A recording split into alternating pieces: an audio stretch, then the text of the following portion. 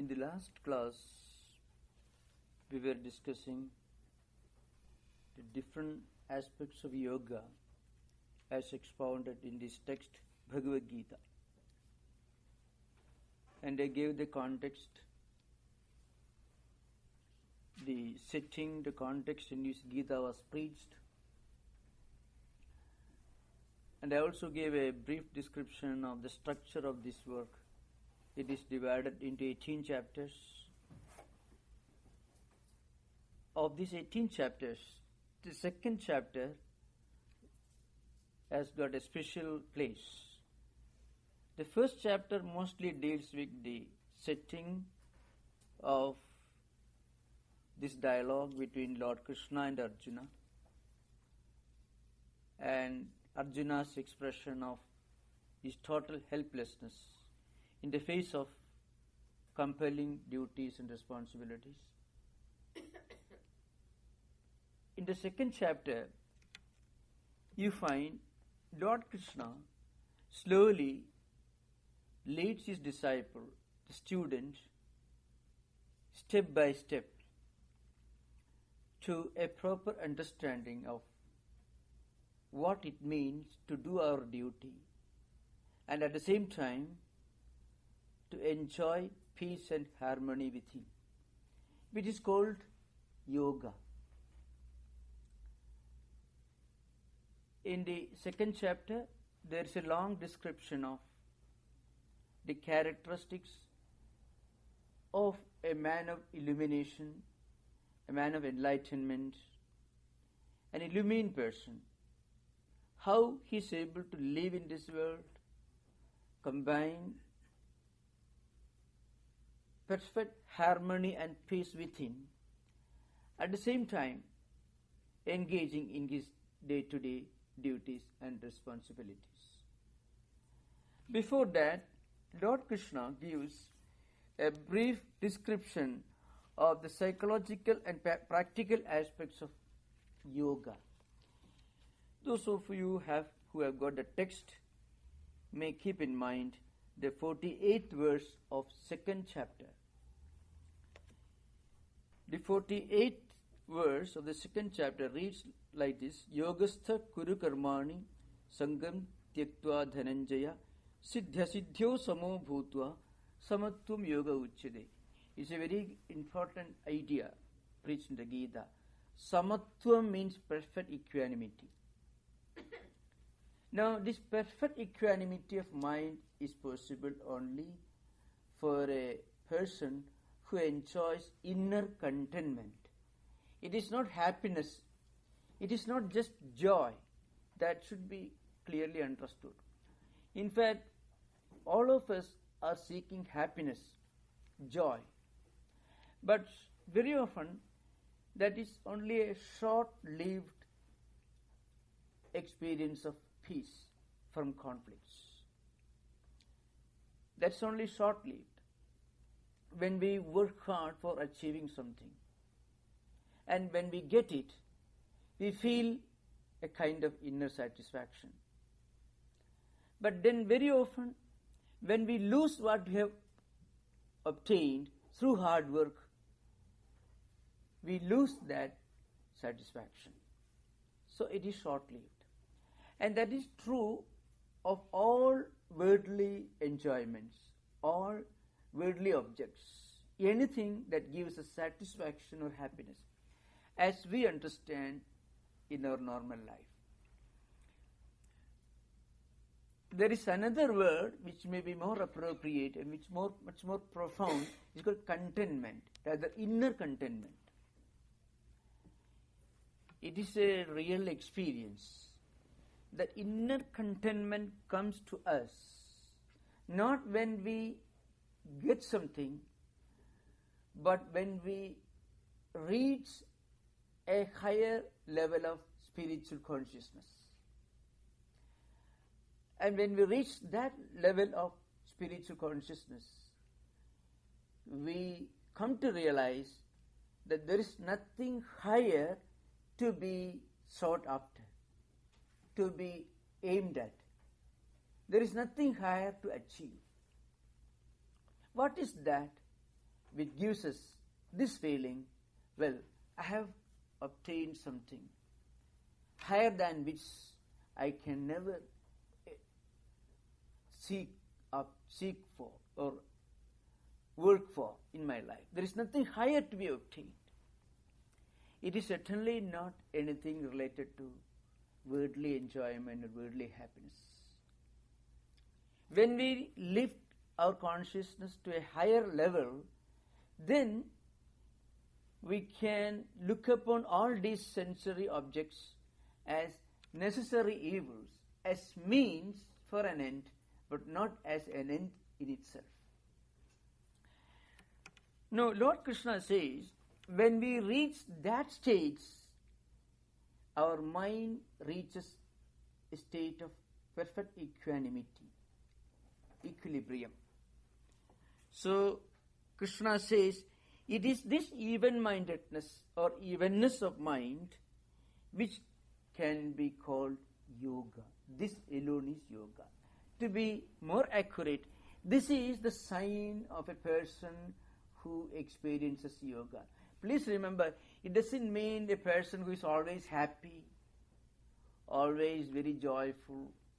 That person may not be very happy within. In fact, in psychiatry, there is a case called drunkard's joy.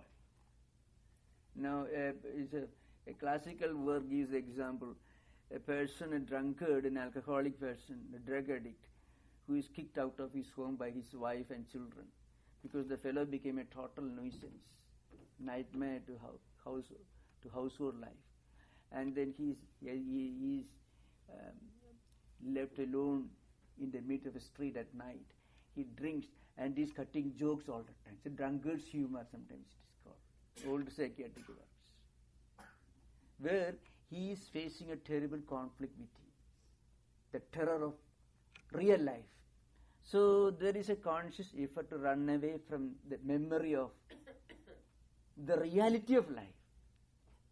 So he becomes very humorous, cutting jokes all the time. It's called drunkard's humor. In all the psychiatrical books you find this, maybe not in new ones. And also people who become light-hearted, who looks upon everything as of not much significance. That is also not the sign of yoga. So yogi will be very serious. He will be even-minded, perfect equanimity and balance of mind. It doesn't mean that he becomes totally insensitive. In fact, we are going to take up the subject. The picture of a yogi is given here, a word picture of a yogi. In fact, this is supposed to be one of the immortal portions of this great text.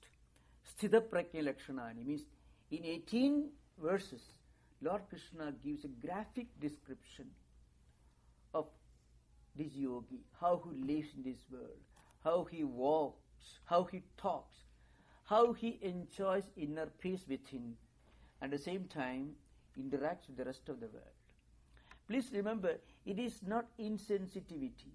Sometimes we mistake grimness, absolute sitting quiet, a kind of cold-blooded, cold-heartedness. That is not yoga.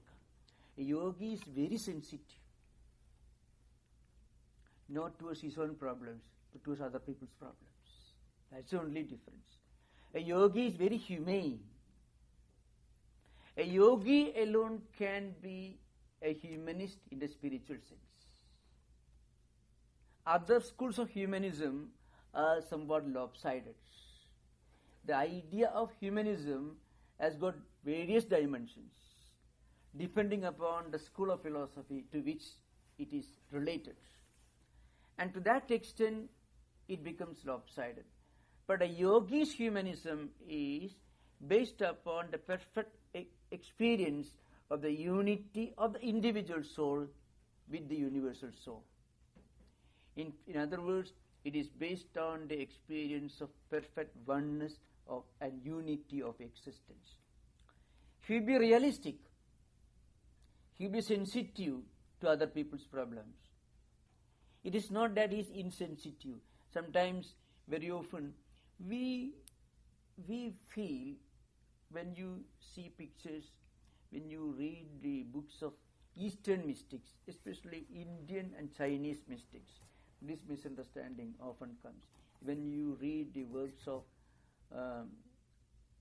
Lao Tse or the Upanishads, Gita, you find this even-mindedness, this balance, this poise, this equilibrium of mind are stressed again and again. I mean, one should live in this world without being shaken by any of the problems, any conflicts which are happening outside.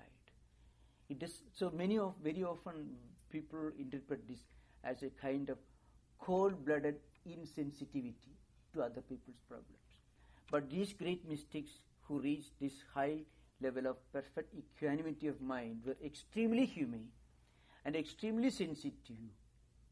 But at the same time, they always lived in the total consciousness that they are not these human bodies or psychophysical mechanisms. They are in reality this transcendental Atman or consciousness, which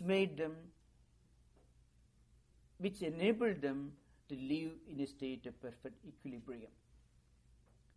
So, while remaining in the total identity or consciousness of their oneness with the universal reality, they lived.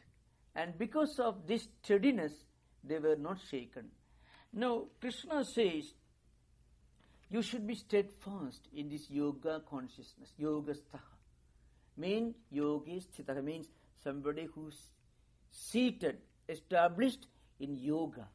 That yoga here means 2-3 interpretations can be given in this context.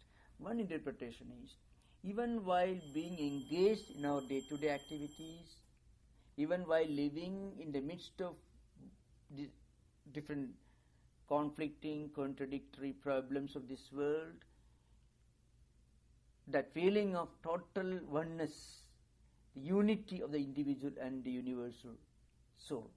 This is one aspect of yoga. The other aspect of yoga is the total conviction that I am this Atman, which is the eternal, immanent, omnipresent, immortal reality. So this feeling, this experience of unity of the individual and universal consciousness enables them to live in a state of perfect equilibrium. Now, when you are established in this wisdom, then you can work at the same time, you can work with a sense of non-attachment. So, yogastha kuru karmani sangam tektva dhananjaya. Krishna uses one word, kuru karmani. Karmani kuru means be active, do your work. Because inaction is psychologically and physically impossible for anybody in this world, as we already stated in so many earlier occasions. We can never remain physically and psychologically inactive, even for one split second. So, there is no escape from action, but there is an escape from the problems of action. And the escape route for solving the problems of action is not running away from action, but action combined with this spiritual wisdom. And then he says, Siddhya Siddhyo Samo Bhuta. Whether we achieve, whether we get the results of our action or not, remain in a state of perfect equilibrium, mental equilibrium, poise and balance, inner balance. This is the practical aspect of yoga. This is the practical aspect of yoga. It could be called a technology of yoga. In the next verse, Lord Krishna makes another statement. He says, people who work always with a strong selfish motive, with a complete attachment, with an obsession. Attachment here means an obsessive desire for the results of action. That's what is meant. Such people are miserable, in a miserable state of affairs.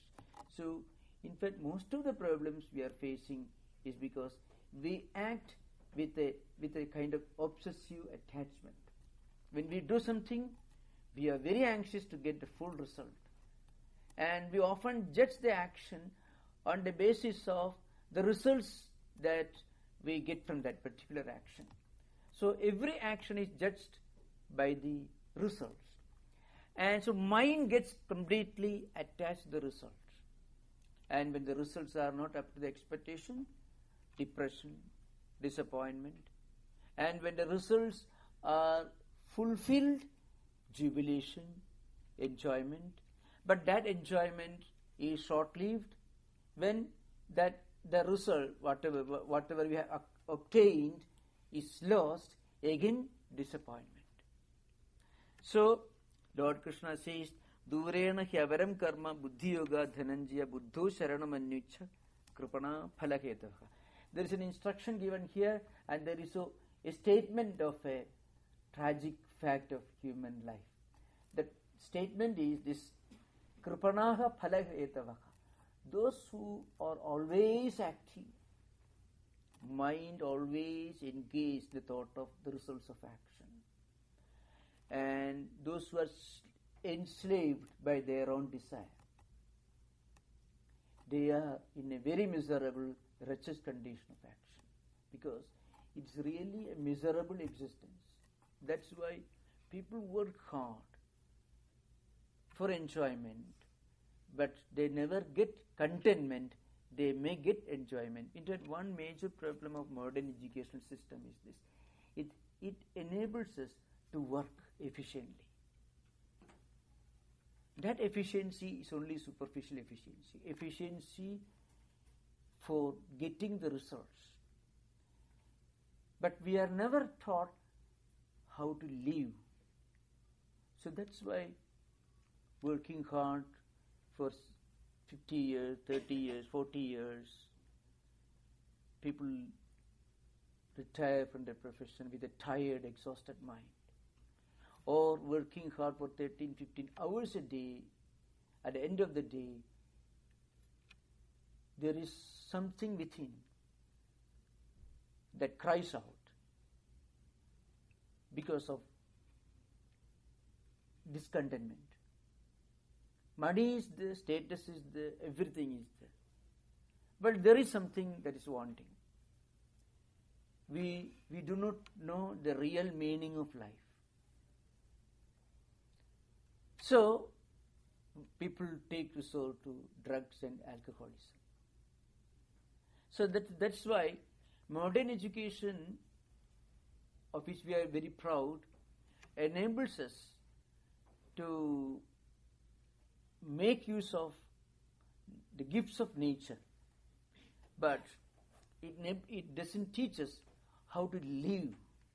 Because life is something much more than working for 13, 14 hours of the day. And then life is in a total void.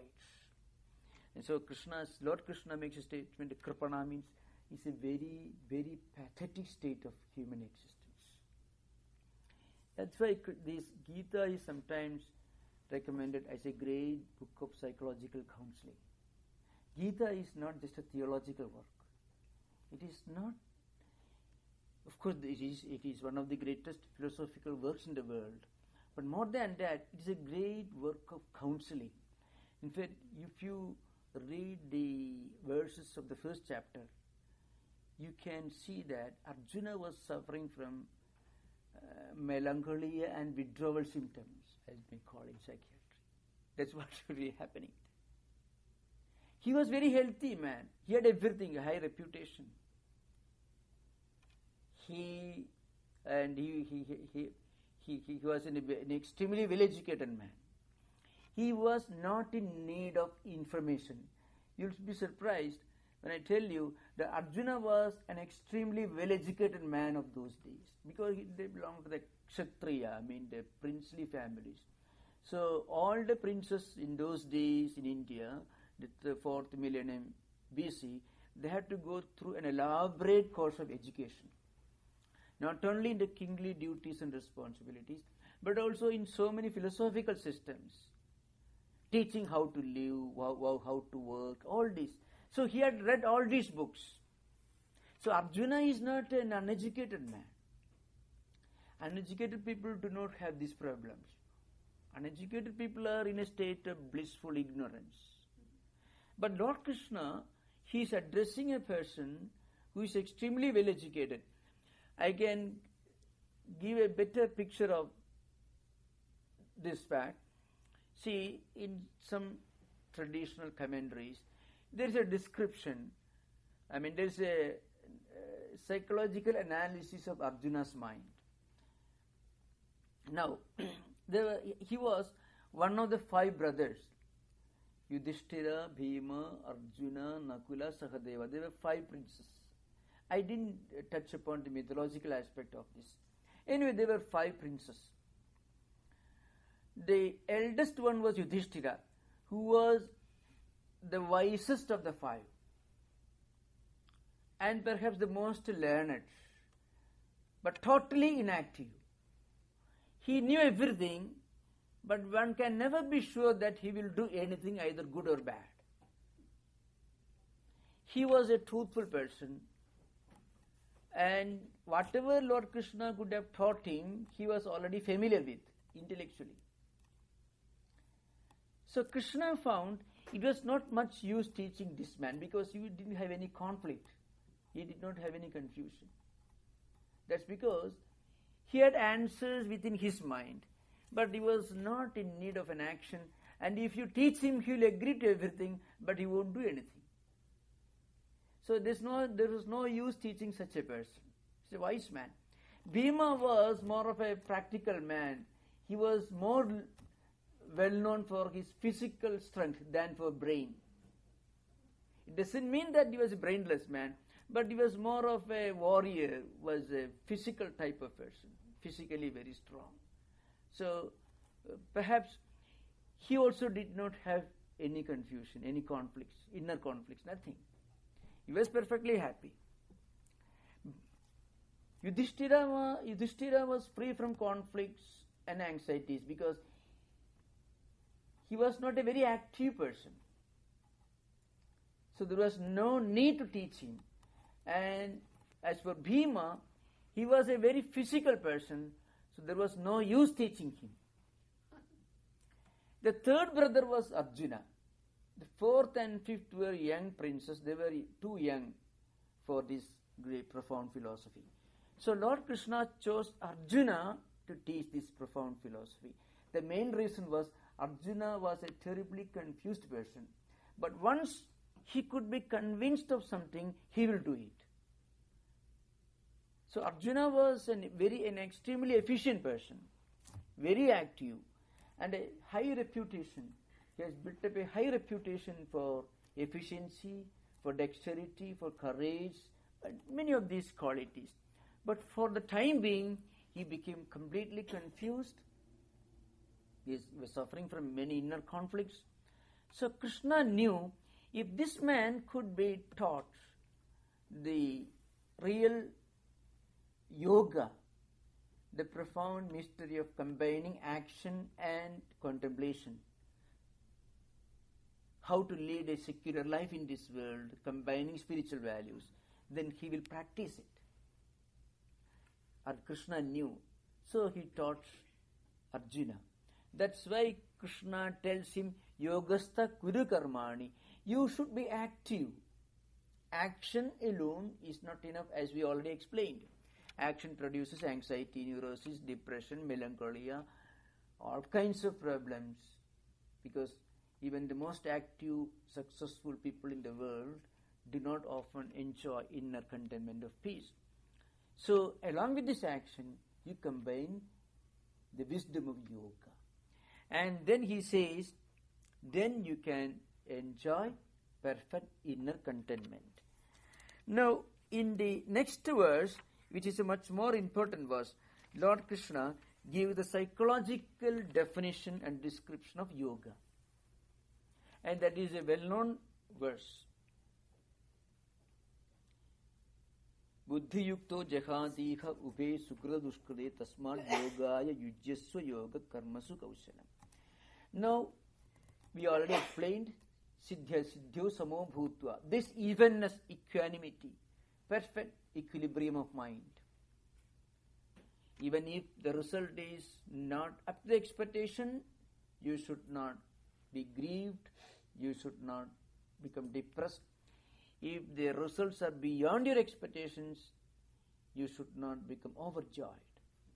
So you should remain in a state of perfect equilibrium.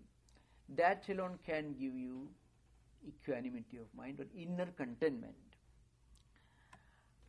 Then Lord Krishna says, yoga is defined here. Yoga. What is yoga? Karmasu kaushalam. Kaushalam in Sanskrit means kushalasya bhava, means efficiency. Efficiency should not be interpreted in the same terms in which it is understood in business, in business circles, or in commerce or industry, or in any of the modern context. It is there, but it is much more than that. So, what is efficiency in action? That is decided here, that is explained here. When you work hard and you work with great dexterity, great application, great dedication, and in a very effective, efficient manner, getting full results, still if we can remain detached, that is efficiency. Here detachment should be again explained. Detachment here means devoid of that obsessive attachment. Detachment should not be misunderstood as a don't care attitude, negligence, or callousness. Sometimes it could be interpreted that way. No. Here, detachment here means devoid of any kind of obsessive attachment to the results of action. That's what is meant here.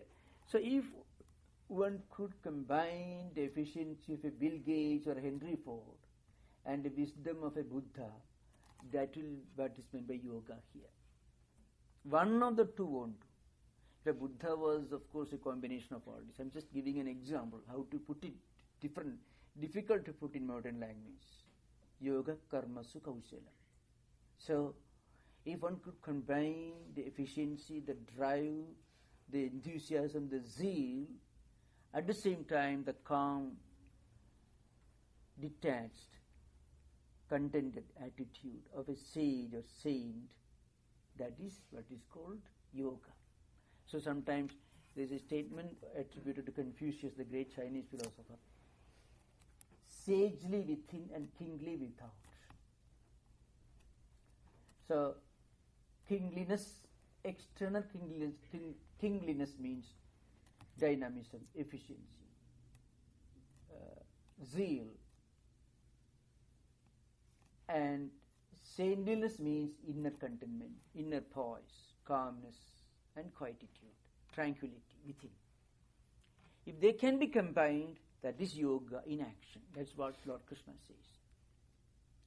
What Confucius said was stated much earlier, at least 2000 years before him, in one of the classical books in Sanskrit.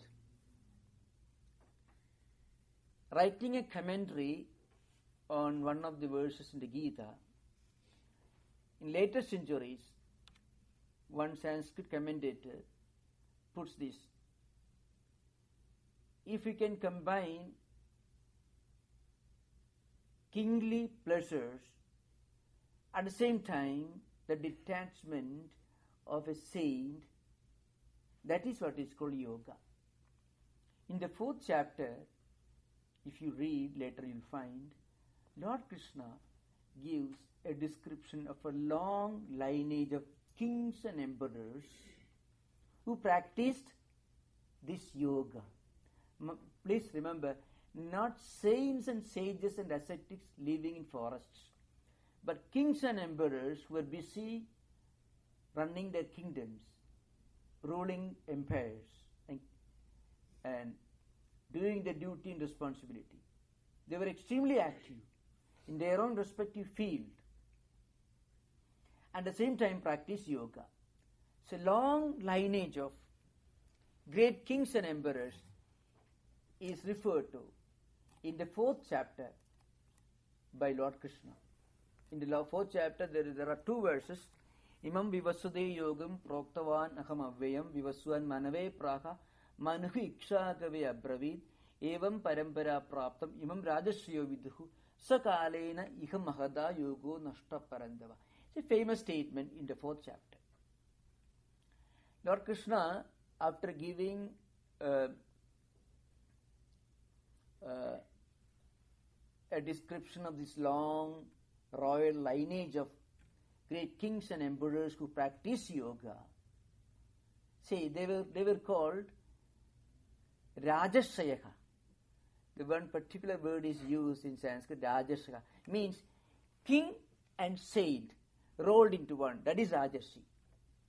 Rajanascha Rishayaka Rajashaya means, in other words, Plato comes closest to this concept in his Republic. It's philosopher king, he uses word. Plato says a philosopher, if he becomes a king, may not be recognized. If a king becomes a philosopher, he will be recognized, because a king has already established his reputation. So if he becomes a philosopher, then his philosophy will be easily recognized. So Plato elaborates this concept, philosopher-king concept in the Republic. So Plato comes somewhat near to this ideal of yoga in action in his Republic. Now the Sanskrit commentator explains this concept. What is kingliness and what is saintliness or sageliness? Rishitvam, Rajitvam, Aishwarya Sambhati, Rishitvam, Tasyaka, Sukshmartha Darsana Kshamatvam. This is Sanskrit commentary. I shall explain this elaborately. What is kingliness? Kingliness, or the status of a king, the position of a king, is symbolic of external prosperity, secular success in secular life. He may be a big captain of industry, he may be a big executive, as Plato says, a king. So that is symbolic of kingliness aspect of yoga. What is saintliness? That is much more important. Saintliness means the spiritual wisdom which enables you to understand the fact that this kingly prosperity and success are short-lived, they are not eternal. Even a greatest king may live for 100 years, it's over. He may lose his kingdom in his own life. So what is the wisdom of a saint or a sage? The wisdom of a sage is the inner insight, the spiritual insight to understand that the money put in the bank may be lost one day. Or the big job that you're enjoying now may be lost one day. Stock markets may collapse, banks may collapse. All the wealth and accumulated money in the bank may be lost one day. The spiritual wisdom or the inner insight to realize this tragic truth is the wisdom of a sage or a saint. But at the same time, knowing this, you need not live in a forest hermitage doing nothing. Knowing this wisdom, you can rule an empire. You can be active. You need not run to Olima retreat and stay under a tree. You need not grow a beard or a long hair and retire from active life. You can work in the midst of all these secular duties and responsibilities, and still enjoy inner contentment if you combine action with this saintliness. That's what Lord Krishna means. So that is interpreted as the essence of yoga in this 50th verse of 2nd chapter. Now, I have just give a few flashes into the mystery of yogic wisdom. Next, I am going to take up a description of a yogi as given in this book. What are the characteristics of a yogi, such a yogi? Let us say a man or a woman of spiritual illumination, a person who has reached this highest peak of spiritual wisdom. What are their characteristics? There are many verses. In the 2nd chapter, there is a question which Arjuna puts to Lord Krishna. Arjuna is a disciple and Krishna is a teacher. Arjuna puts a question to Krishna.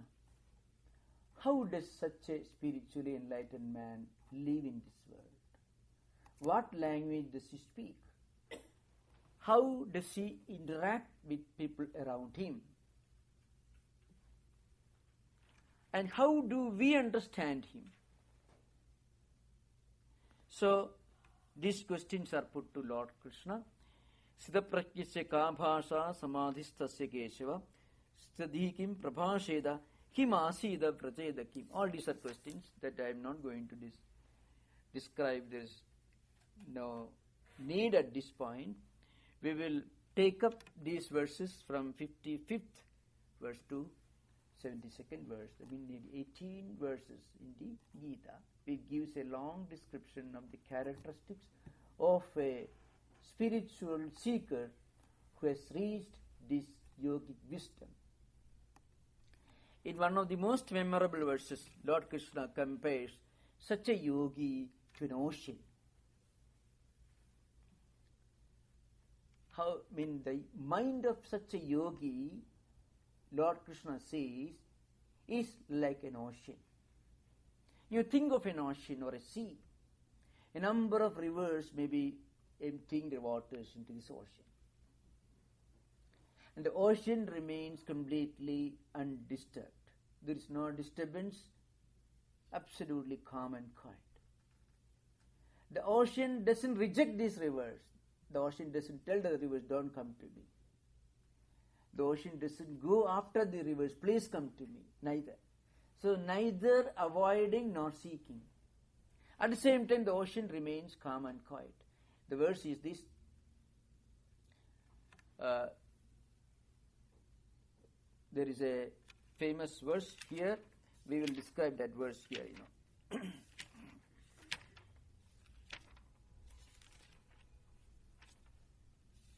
Apuryamanam achalapradishtam samudramapa pravishanti yadvat tadvat kamayam pravishanti sarve sasyantim apnoti na kamakami. This is the verse. So apuryamanam achalapradishtam. Now this ocean is getting filled with water. Innumerable rivers are flowing towards the ocean, emptying their waters into it. And at the same time, the ocean remains calm and quiet, totally free from any disturbance. Now, a real yogi, a man of illumination, remains in this world, in the midst of all activities, in the midst of all responsibilities, never running away from his or her duties and responsibilities, but never running after duties and responsibilities. Calm and quiet. So, this is an interesting description of such a man of spiritual illumination. So, in answer to the question put by Arjuna, Lord Krishna says, Prajahadi yada kaman sarvan parthamanogadan atmani eva atmana tushtaka siddha prajnas tadochide. See, the one important condition for inner contentment is we must give up all desires. It is a terrible preposition in modern times. Very often, if you just read this sentence only, sometimes we may interpret Vedanta as a kind of negative philosophy, which doesn't offer anything. You give up all desires, like Buddha did. That's not really the implication here. When we go further, we'll understand. What is implied here is, even when you are engaged in duties and responsibilities, in the midst of all this secular work, if you could remain within us in a state of spiritual contentment, that is the first characteristic of a man of spiritual wisdom. And for that, we should first remember, we are not just these physical bodies. If we look upon ourselves as these physical bodies, then the least problem, least crisis at the physical level will totally give a shock, will have a devastating effect in our life, on our whole state of mind. People get completely shocked when something happens at the physical level. And if you think that we are just mental entities, psychological entities, then something that upsets the mind will have a devastating effect on our personality. So, Lord Krishna says, we must first of all have a strong conviction, a real understanding as to what we really are. If we are the physical bodies, we can never have peace of mind even for a day. Because nothing at the physical level gives us eternal peace or contentment, inner contentment. And if you look upon ourselves as mental beings, then every moment, every day, something happens that upsets the mind. So also at the intellectual level. But behind and beyond these physical, psychological and intellectual dimensions, there is a spiritual dimension of the personality. That we are the Atman, we are the omnipresent, all-pervading reality of consciousness, which cannot be disturbed, which is eternal. If we can connect and establish a link between our consciousness and this Atman, then every moment something happens at the physical level or mental level, we can tell ourselves, well, I am beyond all this. I am this Atman. I am the consciousness. Now that gives us a kind of inner contentment. It is Atmani eva Atmana tushta. Means the real contentment, the real true happiness that comes as a result of this inner illumination, this inner realization. That is a matter of daily experience for a yogi. It's not an intellectual conviction. Remember, it's not an intellectual conviction. It is not a faith or a doctrine or dogma. It's an experience. Now, Shankaracharya, who brought out the spiritual wisdom from all these verses through his commentary, makes a very practical and very helpful statement in his commentary. Suppose somebody asks you, well, these are all characteristics of a Buddha or a Shankaracharya, Ramakrishna, or a Jesus Christ. But this is not for me and you. This is not for the common people like us. So let us leave it behind. Very often it happens, when these great teachers, spiritual teachers, come to the world, they want to demonstrate how to really practice spirituality in our life.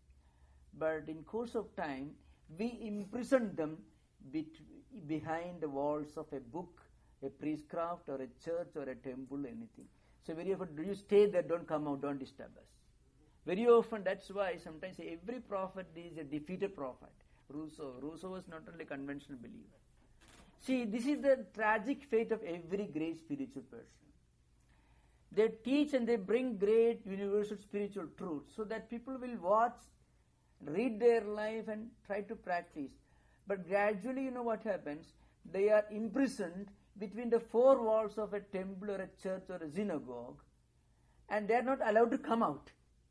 You stay there, don't disturb us. We will practice what we have been doing before you were born. This is my big problem. So Shankaracharya, with great insight, gives a very helpful suggestion. He says, well, you need not think that these are the characteristics or qualities of an illumined person, a person who has realized the supreme truth. You can do one thing. You try to practice these characteristics yourself, sincerely. So if we try to practice inner contentment, calmness, slowly, in course of time, not all of a sudden, in course of time, we feel that these characteristics become natural to us. So the characteristics of a finished yogi, when taken up as an ideal to be practiced through sincere practice, slowly even the spiritual seeker gradually evolves to that position. See, if somebody asks you what are the characteristics of a strong man or a strong woman for that matter, okay, huge bulging muscles are the characteristics of a strong man, maybe not strong woman, I do not know. Now, suppose a person wants to become a strong man. He can go to a gymnasium and start building these huge bulging muscles and he will become a strong man. He can do that. What are the characteristics of a rich man, a businessman? Huge bank deposits you may give. You try to, through proper means, and build up that money, you become a rich man. I am giving example from the ordinary secular example. That may be more, to help to connect with people. That's all. But in spiritual life, if you really practice inner contentment, tranquility, mental poise, inner balance, in our day-to-day activities, slowly you find we gradually evolve to the status of a spiritually enlightened person. That's why Shankaracharya says the lakshanas or characteristics of a spiritually illumined person should become the means or the goals for a spiritual seeker to practice and make their own. It's a great statement in the Shankara's commentary. That's in fact, in other words, the characteristics of a spiritually enlightened person should be taken as a goal to be actually achieved in our life. So slowly you will develop the qualities of a spiritually enlightened person like balance, inner poise, tranquility, peace within, but not that of a person who runs away from duties and responsibilities. Rather, the ability to practice the inner poise within in the midst of duties and responsibilities. Otherwise, anybody can run away from duties and responsibilities, go to a forest and live in solitude. That is different. A really spiritually enlightened person will be able to enjoy inner poise and tranquility even in a marketplace. And not only that, if a person who has not spiritually evolved, who has not practiced these inner qualities as a spiritual sadhana, will not be able to enjoy this inner peace even in a deserted place, even in a forest hermitage. His mind will be confused. His mind will be always in a state of flux, conflicts. Even by living in an isolated hermitage in the midst of a forest, if he is not ready. If that person who has really reached this level of inner illumination through the practice of spiritual ideals, if that person is working in a marketplace, he will be able to enjoy the inner poise. That is a sign of a spiritually evolved person. And Lord Krishna, in the 4th chapter, says that there was a long lineage of such highly illumined, enlightened kings, emperors, and philosopher kings in ancient India. That's why he, in the 1st and 2nd verses of the 4th chapter, there's a reference to this. I think now we will have just a few minutes, and after that we can devote a few minutes for interaction if any of you want to ask questions. Before that, there is a very, very important announcement. Please remember, this temple will be undergoing renovation soon. Starting next Friday, April 4, the Friday evening scripture class will be held in the new temple in Vivekananda Hall at 7:30 p.m. So, our new temple at 2323 Belur Street, new temple, there is a Vivekananda Hall. If you climb to the first floor, from ground floor to first floor, there is a hall, Vivekananda Hall. We will hold these classes in Vivekananda Hall, in new temple, from next Friday onwards, because this temple is undergoing a major renovation. So from next Friday onwards, the class will be held, please remember, at 233 Belur Street, new temple, Vivekananda Hall. Okay. Now if you want to ask any questions, any points for clarification, we will discuss that.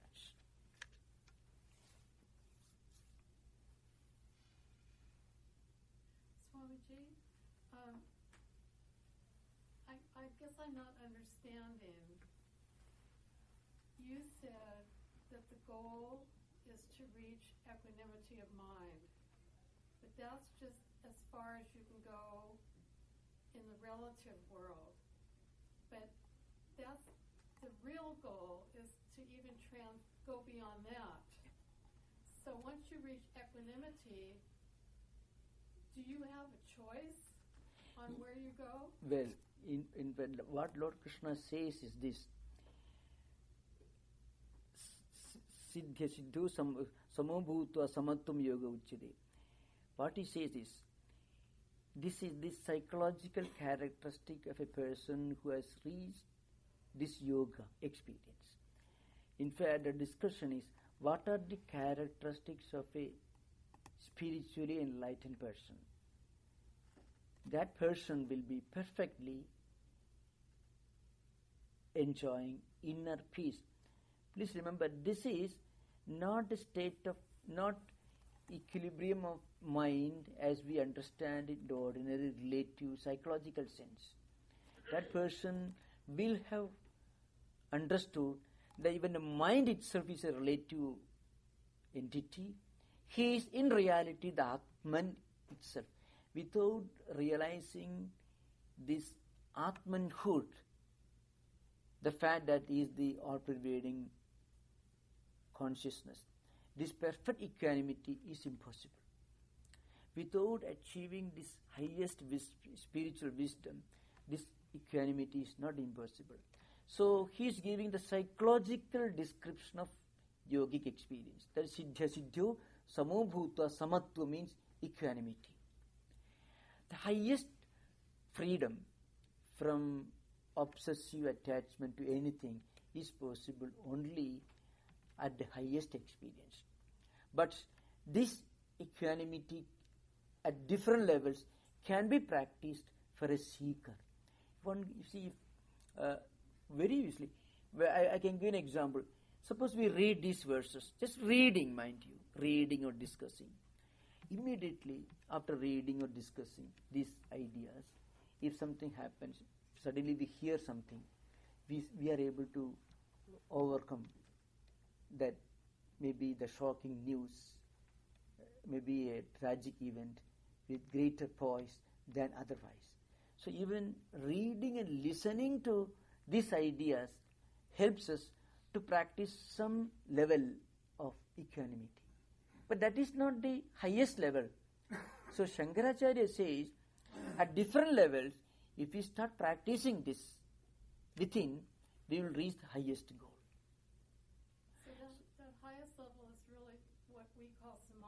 right? You're talking Yes, about. it is samadhi. But Samadhi. then Sri Ramakrishna said once you reach that level, you go over the wall, you're gone. Yeah. So, I will tell you. In fact, at the highest samadhi level, the question of equanimity of living in this world doesn't arise. But in Arjuna's context, the problem for Arjuna was how to enjoy inner contentment while doing my duty in this world, how to solve my inner conflicts. So for a person like Arjuna, Sri Krishna could not have taught how to go beyond the world, how to enjoy transcendental samadhi. But Sri Ramakrishna could remain always in a state of perfect equanimity and equilibrium because he had reached that level. So from the highest samadhi level, when he came down to the relative plane, he could experience and practice the equanimity because he had reached that level. But for Arjuna, for a man like Arjuna, this would not be a suitable way of exposition. Arjuna was really not a very great spiritual seeker. Arjuna was a well-educated man who wanted to practice spirituality, but he was not an advanced soul. Arjuna he asked for a very practical solution. See, in front of me, I am seeing all these people. How to fight with these people? It is not a question of a great spiritual seeker. See, a person working in the business or a factory, he has to look after his family. Arjuna had to look after his family, in fact. So, in normal life situations, people have to work hard to look after family, but there is always a conflict between. Sometimes what to do, what not to do. This inner conflict comes. So how to solve this conflict? Immediately we cannot teach that man how to reach samadhi. He won't understand. So what we should tell him? Well, you can practice these spiritual characteristics slowly, stage by stage. For occasionally reading these books, listening to these ideas, contemplating on these ideas. Slowly it enters the inner structure of mind. Slowly it becomes a great help in times of conflict. If we read these characteristics of a spiritually enlightened person every day, sometimes when we face a conflict, some of these ideas will come to the mind. We are able to face it. It comes as a great help, as a great relief. So that is the context here. So Krishna in this text expounds higher and much more profound metaphysics, spiritual metaphysics, not in second chapter, but elsewhere.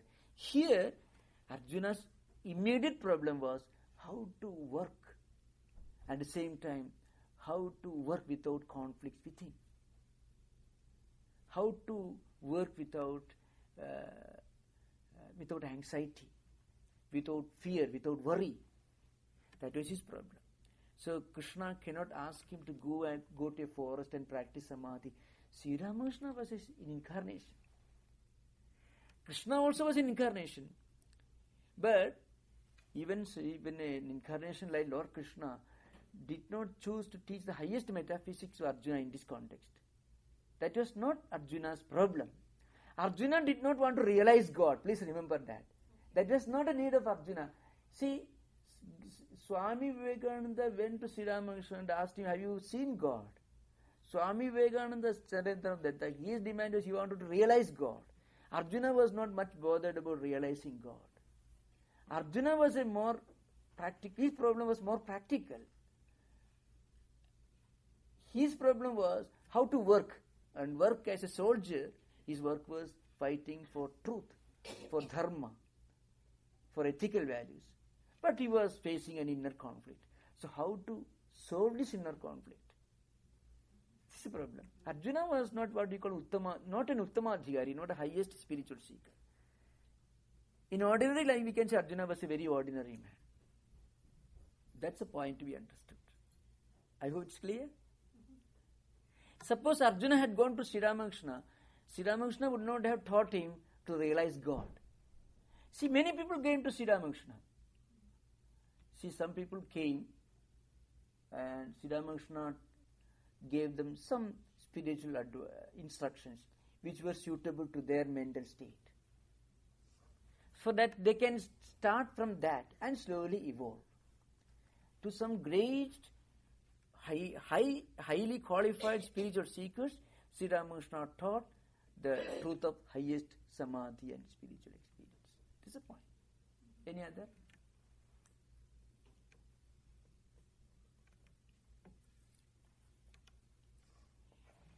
So we will conclude now. So next week we will meet at 2323 Velour Street, New Temple, Vivekananda Hall, 7:30.